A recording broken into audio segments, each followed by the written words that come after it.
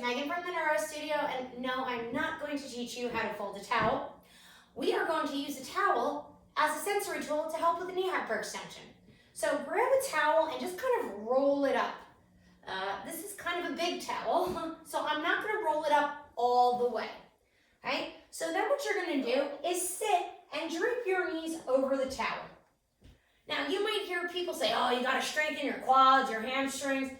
Yes, and it's not that simple. And the key is, oftentimes when you hyperextend your knee, it's out of necessity due to lack of ankle range of motion. So if you have foot drop, that's already a problem. Lack of hip range of motion or control and stability. Or it could even be some stuff going up along with your spine and upper body because it's all connected. Think about this. When you can't move, when you overmobilize one joint, it actually comes from an immobility someplace else.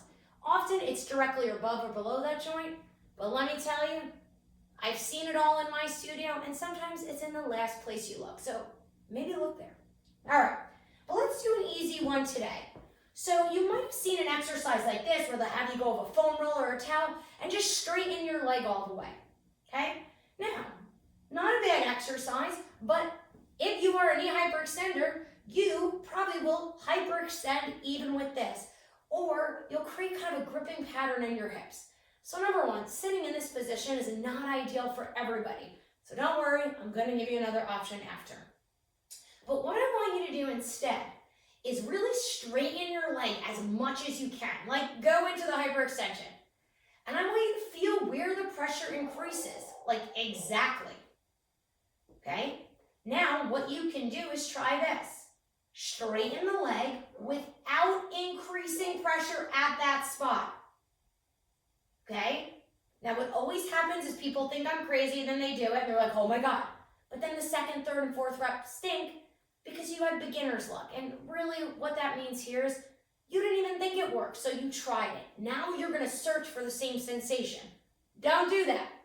Focus on the sensory input that got you there. So what I want you to do is move your leg completely, put it back on, hyperextend your knee big, go as big as you can. Feel where the pressure increases. Now, hyperextend just a little bit. Feel where the pressure increases. And if those are the same two spots, don't worry. Now I want you to slowly straighten your leg, but you're going to say, how can I straighten my leg without increasing the pressure at that spot? Hold it, and rest.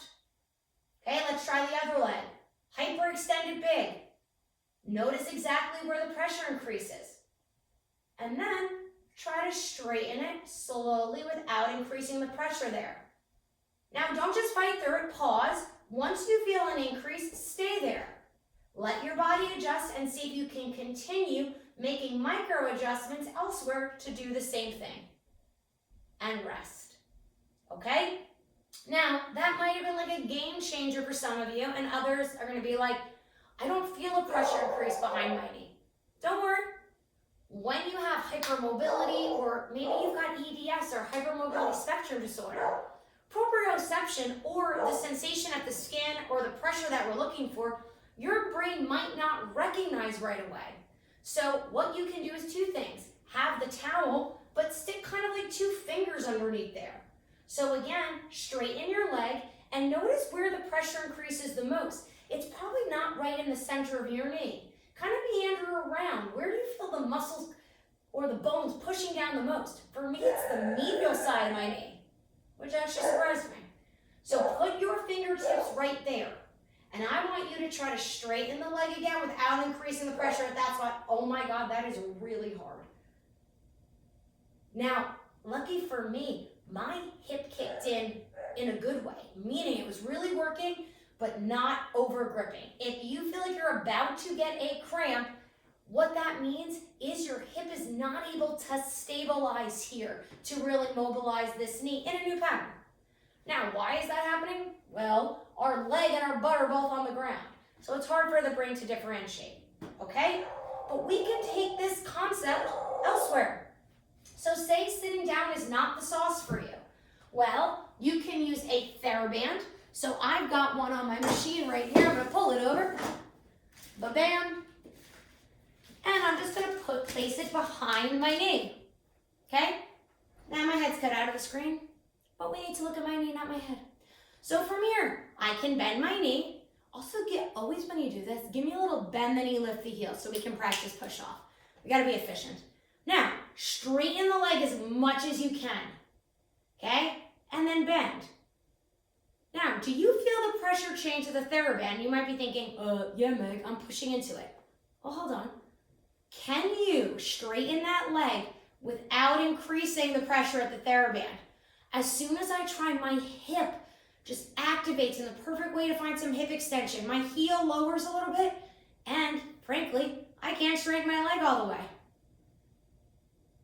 Give it a few tries, adapt around it. One more. Rest. Now, I'm gonna be honest. I have sensory issues, and TheraBands really annoy me.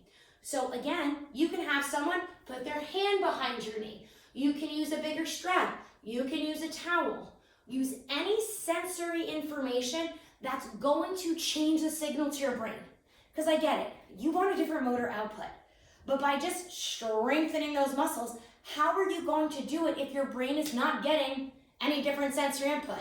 It's going to be competitive plasticity, and you're going to keep doing the same pattern that is causing you problems. And I don't know about you, but who wants to repeat something that's not working? So give this tip a try.